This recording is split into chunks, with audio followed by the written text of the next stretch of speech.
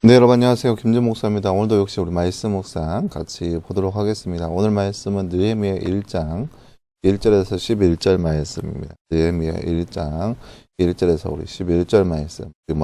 말씀 보도록 하겠습니다.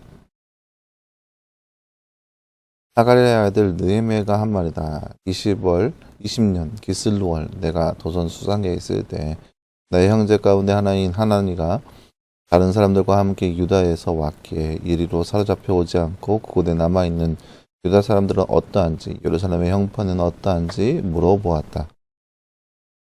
그들이 나에게 대답하였다. 사로잡혀 오지 않고 그 지방에 남은 사람들은 거기에서 고생이 아주 심합니다. 업신여김을 받습니다. 예루살렘 성벽이 허물어지고 성문들은 다 불에 탔습니다. 이 말을 듣고서 나는 주저앉아서 울었다. 나는 슬픔에 잠긴 채로 며칠 동안 금식하면서 하늘의 하나님께 기도하여 아뢰었다. 주 하늘의 하나님, 위대하고 두려운 하나님, 주님을 사랑하는 이들과 세운 언약, 주님의 계명을 지키는 이들과 세운 언약을 지키시며 은혜를 베푸신 하나님, 이제 이 종이 밤낮 주님 앞에서 주님의 종 이스라엘 자손을 위하여 드리는 기도에 귀를 기울이고 살펴주시오. 우리 이스라엘 자손이 주님을 거역하는 죄를 지은 것을 자복합니다. 저와 저희 집안까지도 죄를 지었습니다. 우리가 주님께 매우 큰 잘못을 저질렀습니다. 주님의 종 모세를 시키시어 우리에게 내리신 계명과 율례와 규례를 우리가 지키지 않았습니다. 주님의 종 모세를 시켜서 하신 말씀을 기억하여 주십시오. 우리가 죄를 지으면 주님께서 우리를 여러 나라에 흩어버리겠지만 우리가 주님께로 돌아와서 주님의 계명을 지키고 실천하면 쫓겨난 우리가 하늘 끝에 가 있을지라도 주님께서 거기에서 우리를 한데 모아서 주님의 이름을 두려고 택하는 곳으로 돌아가게 하겠다고 하신 그 말씀을 이제 기억하여 주십시오.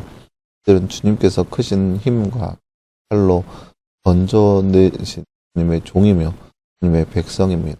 주님 종의 간구를 들어주십시오. 주님의 이름을 진심으로 두려워하는 주님 종들의 간구에 귀를 기울여 주십시오. 이제 주님의 종이 하는 모든 일을 형통하게 하여 주시고 왕에게 자비를 입게 하여 주십시오. 그때 나는 왕에게 술잔을 받들어 올리는 일을 맡아보고 있었다. 아멘.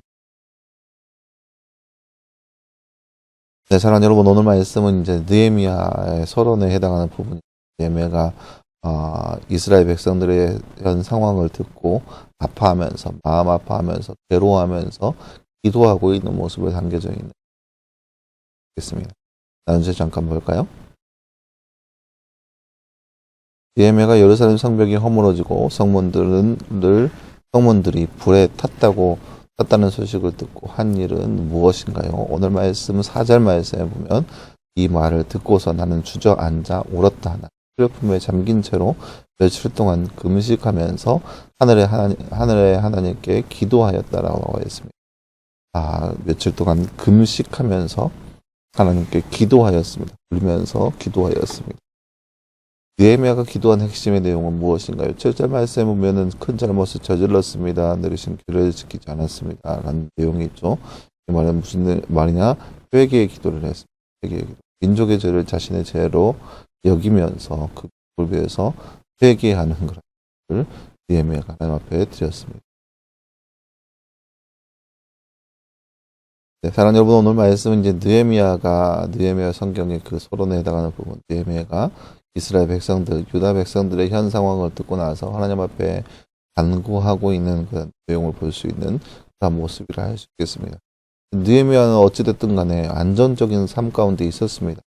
비록 타국이지만 왕에게 선택받아서 술 맡은 관원장으로서 일을 하고 있지만 하지만 그 백성은 여전히 아픔과 서러움 가운데 있다는 그 소식을 듣게 됩니다. 그때 느헤미야가 행한 모습은 그 나라 백성을 위해서 간절히 금식하며 기도하며 회개의 눈물을 흘리면서 간절히 기도하고 있는 모습을 보일 수 있습니다. 느헤미야의 기도의 내용은 뭐냐? 그 민족이 죄를 지어서 하나님께 벌을 당하고 있다는 거예요. 분명 성경 말씀에 이스라엘 백성은 하나님의 거룩한 백성으로서 죄를 지으면 하나님께서 이곳저곳으로 흩어버리실 것이라는 그 말. 분명히 그 약속의 말씀을 의지해 기도하는 거예요. 하나님은 약속대로 그 약속의 말씀의 성취대로 이 민족이 여러 나라에 흩어져서 고생하고 있다 이거죠.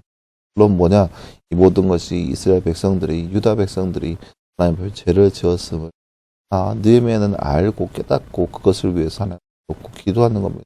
이 백성을 용서해 달라고. 이 백성이 하나님 앞에 죄를 지었다고 죄를 고백하고 있는 거죠. 그것이 바로 느헤미야의 기도의 내용입니다.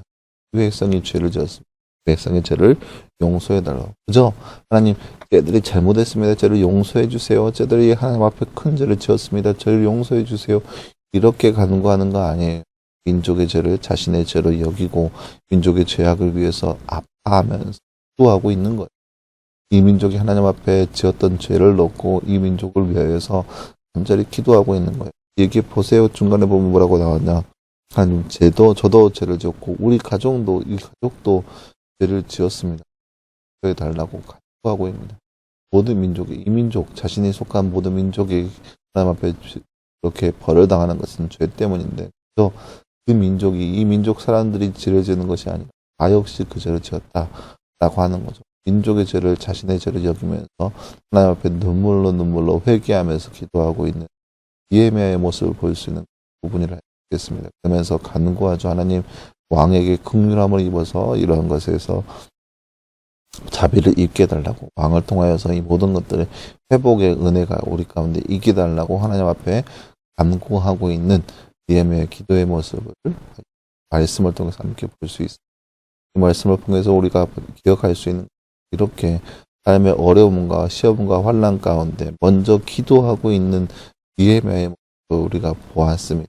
그럼 우리도 이 땅 가운데 살면서 우리의 삶 가운데 어려움과 시험과 환난이, 그런 것들이 닥쳐온다 했을 때 우리가 가장 먼저 취해야 할 행동은, 그 가장 우선시해야 할 모습은 하나님 앞에 엎드려 기도하는 모습이라는 것을 느헤미야의 모습을 통해서 가운데 전달해주고 있습니다.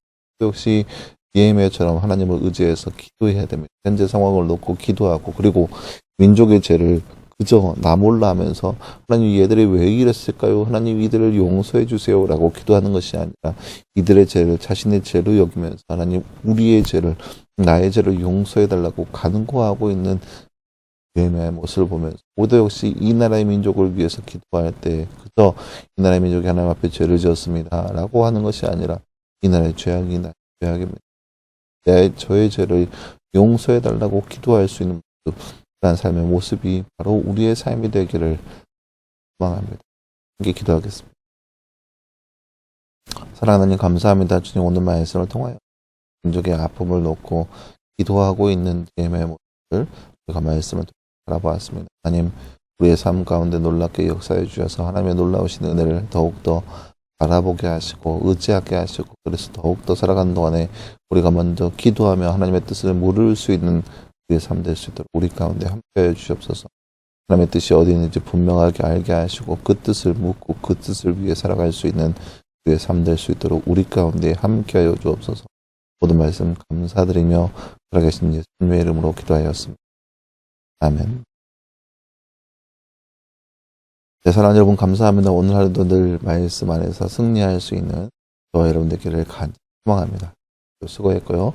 내일도 역시 우리 말씀 묵상하고 함께 찾아보도록 하겠습니다. 그럼 수고했습니다.